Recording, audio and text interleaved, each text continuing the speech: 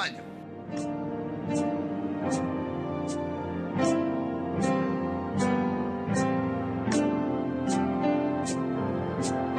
Pack and go. Pack and go. Pack and go.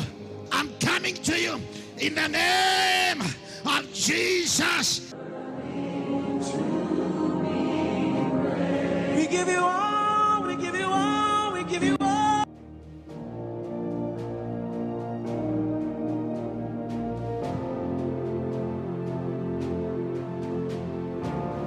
Good Samaritans managed to get Mercy and Martin out of the accident car and had them transferred to a local hospital.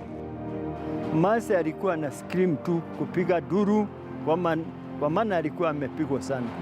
Hasa kifua, hapa miguu yote ilikuwa nafujika. Sasa hata kumchika ni mtu alikuwa analia tu, lakini alikuwa hajiwezi. Martin nawe alikuwa namna hiyo, hakuna mtu alikuwa anajiweza. Lakini Mercy alikuwa ameumia sana kwa miguu na kifua. Lakini Martin hata yeye pia hungejua ameumia wapi. Hours later, Mercy, who had suffered multiple injuries to her legs and chest, succumbed. Lakini Martin hata yeye pia hungejua ameumia wapi. Baka tukatumwa Kenyatta Asarivaro. Hapo tu kabla tufike huko Mercy akakufa tukiwa kwa njia. Lakini Martin tukampeleka paka hospitali. Alisema kitu kabla kufa? Mercy hakusema kitu kwa maana alikuwa ninaniita baba, daddy, hiyo tu. Alikufa akiniita tu.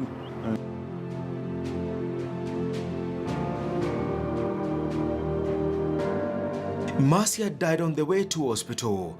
The husband had no idea that his wife and mother to his daughter was no more. Mercy had both her hip bones shattered. The legs had taken most of the impact from the car crash that not only completely damaged the front right side of the motor vehicle, but also triggered the airbags. My sister nafikiri alishindwa kunyamaza. Akakuja akaniambia, wakati wa kwanza alikuwa ananiambia kwa ward nyingine, so mimi siwezi enda huko. So dakika mwisho my sister akaniambia, nikamuuliza na Mamurini yako wapi? Ako aje? Akaniambia si hako mbaya sana, lakini alikufa. Hiyo ndio iliniweza.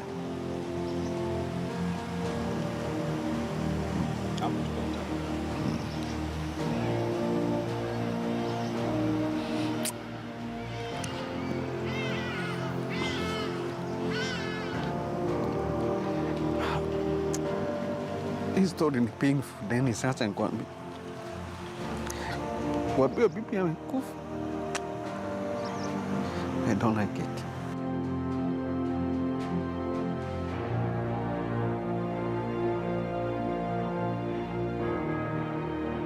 The triggering of the airbags an indication that the head-on collision impact on the small vehicle was big.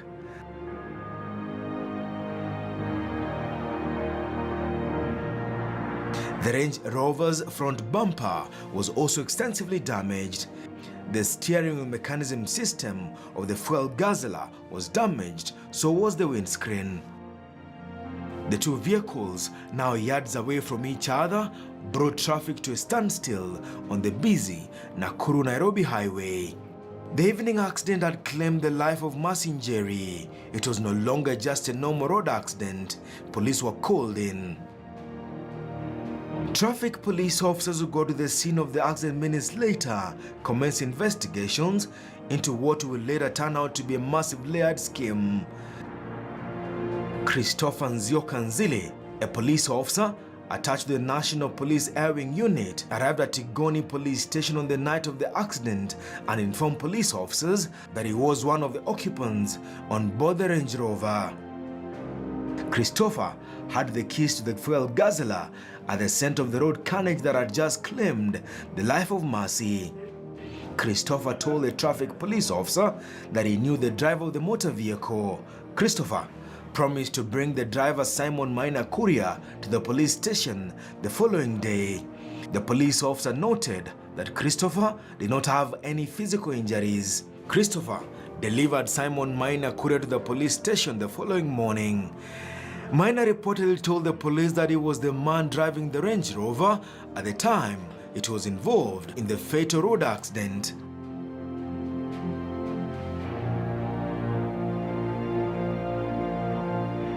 Four days later, Simon Maina Kuria was charged before Limuru Court for dangerous driving.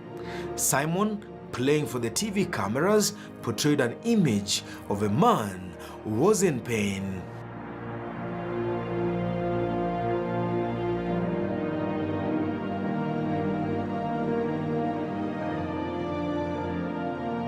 Police were reluctant to release the details of the owner of the Range Rover, but building public pressure and anonymous witnesses saying they saw the driver of the Range Rover at the scene of the accident, the National Police Service caved in, but not before junior police officers misleading their boss.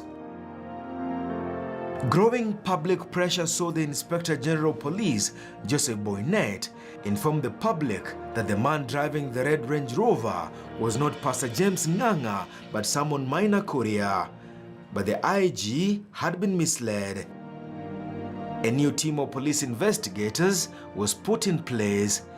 The National Police Service quickly commenced fresh investigations into the death of Mercy along the Nakuru-Nairobi highway 3 weeks earlier. The man at the helm of the police investigations was the country's traffic boss, Charlton Mureithi. Police had a daunting task of placing James Ng'anga at the scene of the road accident. When police officers paid him a visit, Ng'anga told police investigators that on the material day, he was at his hotel in Naivasha and he headed back into the city 2 hours before the deadly road accident. Ng'anga denying driving the Range Rover that claimed the life of Mercy Njeri. Police investigators left for the pastor's hotel in Naivasha. The officers had first to obtain a court order to allow them conduct a search in the hotel of the man of the cloth.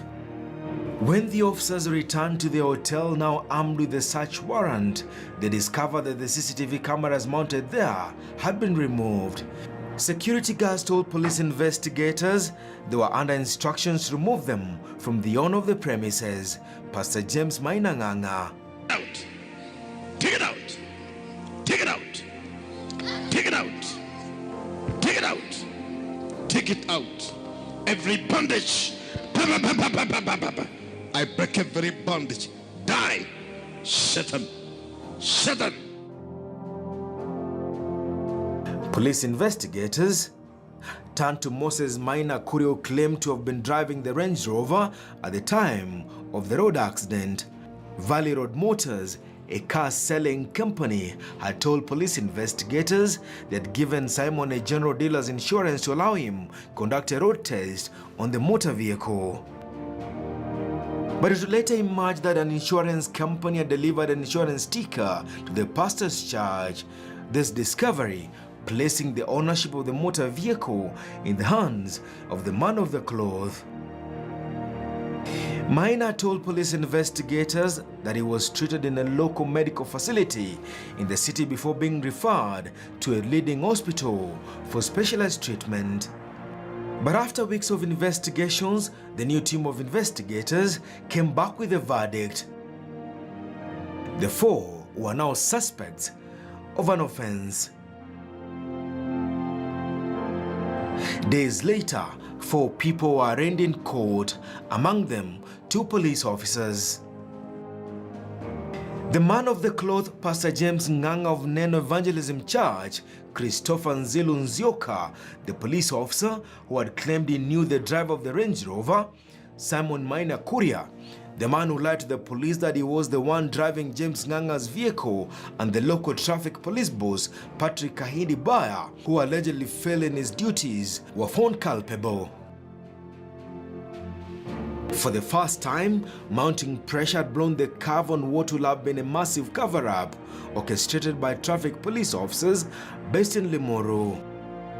Junior police officers claimed they had believed the alibi of Christopher Nzioka that placed him at the scene of the accident. And for the first time, the Apostle James Ng'anga became the face of the grisly road accident. The four were facing several counts of charges. Pastor Nganga was facing a first count of dangerous driving that caused the death of Mercy Njeri. The man of the cloth faced a second charge of failing to report a road accident involving his vehicle to a police station within 24 hours. Nganga faced a third charge of giving false information to the police, faced two other charges of driving a vehicle without an insurance sticker, and further charge of conspiring to defeat justice. Wakaenda kumulilia Mungu, wakamwambia Jeremia, utuombee. Tulikuwa watu wengi na sasa watu wetu wamekwisha. Mtumishi wa Bwana akaenda akaomba Mungu, naye Mungu akasikia maombi yake. For 3 years and several witnesses taking on the witness stand, a court in Limuru found the four accused persons not guilty. Did the court look the other way and let the four accused persons walk free? Or did the prosecution present a weak case before a court of law that will not stand the test of time? Next week on Case Files, we return to Limuru locals where, despite overwhelming evidence and a spirited defense, the court returned a controversial verdict. Case Files Ng'anga's Range returns next week. Denison Sarigo for Case Files.